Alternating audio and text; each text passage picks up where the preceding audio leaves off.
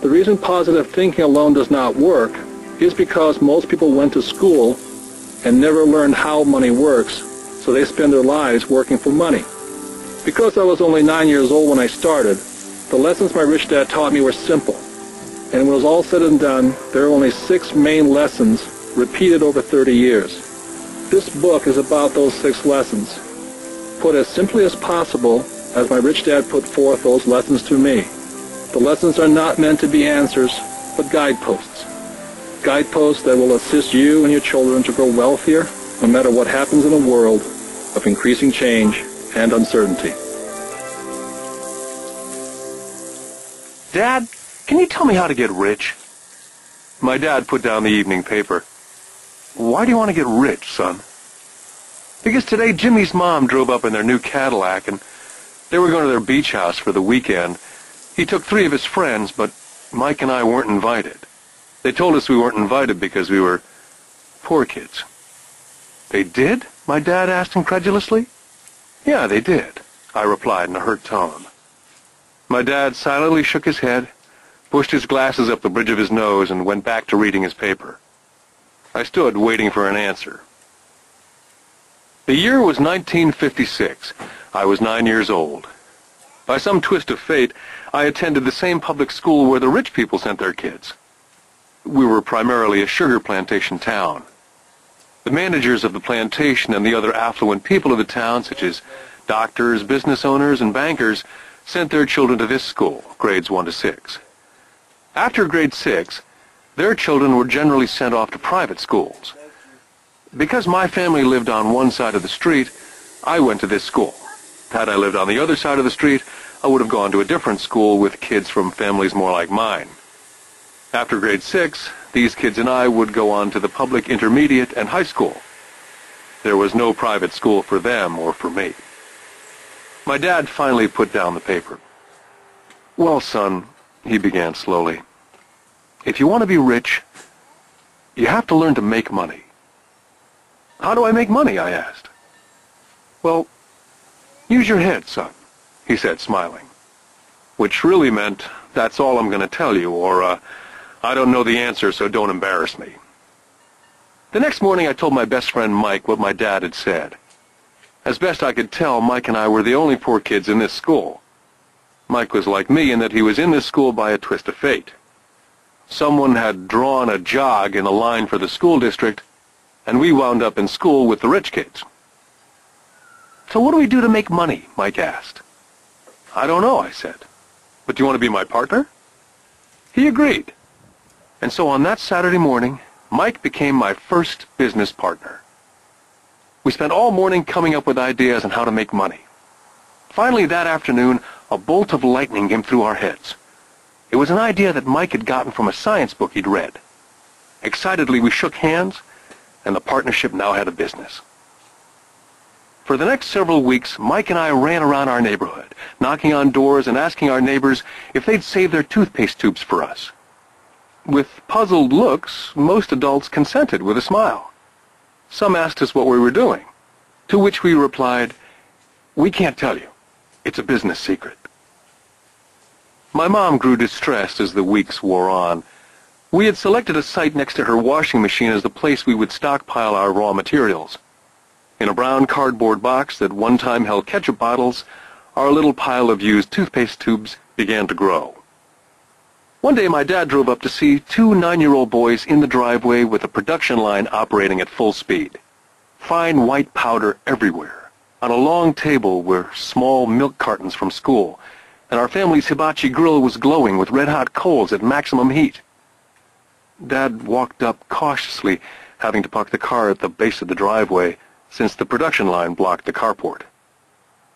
As he got closer, he saw a steel pot sitting on top of the coals, with the toothpaste tubes being melted down. In those days, toothpaste did not come in plastic tubes. The tubes were made of lead. So once the paint was burned off, the tubes were dropped in the small steel pot, melted until they became liquid, and with my mom's pot holders, we were pouring the lead through a small hole in the top of the milk cartons. The milk cartons were filled with plaster of Paris. The white powder everywhere was the plaster before we mixed it with water. The milk cartons were the outer containers for plaster of Paris molds. My dad watched as we carefully poured the molten lead through a small hole in the top of the plaster of Paris cube. "What are you boys doing?" he asked with a cautious smile. "We're doing what you told me to do. We're going to be rich," I said. "Yep," said Mike, grinning and nodding his head. "We're partners." "And what is in those plaster molds?" Dad asked. "Watch," I said. "This should be a good batch." With a small hammer, I tapped at the seal that divided the cube in half. Cautiously, I pulled up the top half of the plaster mold, and a lead nickel fell out. "Oh, my God," my dad said. "You're casting nickels out of lead." "That's right," Mike said. "We're making money." My dad smiled and shook his head. Along with a fire and a box of spent toothpaste tubes in front of him were two little boys covered with white dust and smiling from ear to ear. He asked us to put everything down and sit with him on the front step of our house. With a smile, he gently explained what the word counterfeiting meant. Our dreams were dashed. "You mean this is illegal?" asked Mike. "Yes, it is illegal," my dad said gently. "But you boys have shown great creativity and original thought. Keep going. I'm really proud of you." Disappointed, Mike and I sat in silence for about 20 minutes before we began cleaning up our mess. The business was over on opening day. Sweeping the powder up, I looked at Mike and said, "I guess Jimmy and his friends are right. We are poor." My father was just leaving as I said that. "Boys," he said, "you're only poor if you give up. The most important thing is that you did something. Most people only talk and dream of getting rich. You've done something. I'm very proud of the two of you. I will say it again. Keep going. Don't quit." Mike and I stood there in silence. They were nice words, but we still did not know what to do. "So how come you're not rich, Dad?" I asked. "Because I chose to be a school teacher. School teachers really don't think about being rich. We just like to teach. I wish I could help you, but I really don't know how to make money." Mike and I turned and continued our cleanup. "I know," said my dad. "If you boys want to learn how to be rich, don't ask me. Talk to your dad, Mike." "My dad?" asked Mike with a scrunched-up face. "Yeah, your dad," repeated my dad with a smile. "Your dad and I have the same banker, and he raves about your father. He's told me several times that your father is brilliant when it comes to making money. He seems to be building an empire, and I suspect in a few years he will be a very rich man."